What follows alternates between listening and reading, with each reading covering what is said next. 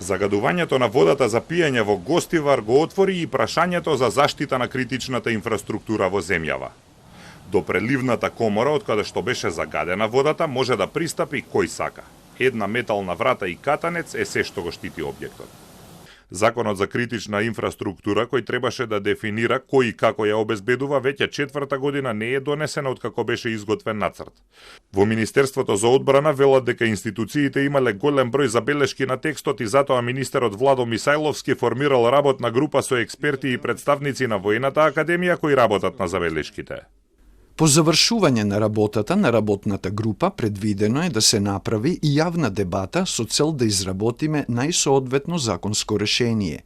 Очекуваме предлог законското решение за критична инфраструктура до крајот на годинава да биде доставено до Македонското собрание.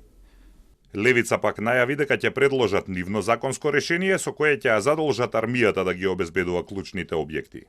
Водоснабдителните системи, браните, енергетските капацитети, клучните комуникацијски центри и другите стратешки објекти не се само имот на институциите, туку тие представуваат клучно прашање за националната безбедност на нашата држава. Министерството за одбрана кон крајот на 2022 година предложи нацрт закон за критична инфраструктура, по што имаше и јавна дебата. На тогашната министерка Славјанка Петровска не е јасно зошто се одлага носењето.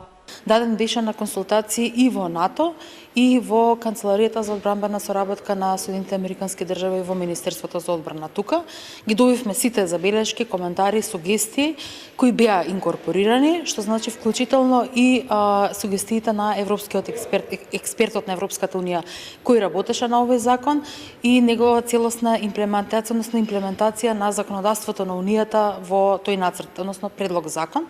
Тој беше проследен до владата, но заради распушувањето на изборите во тој период не можеше да биде, се разбира, донесен.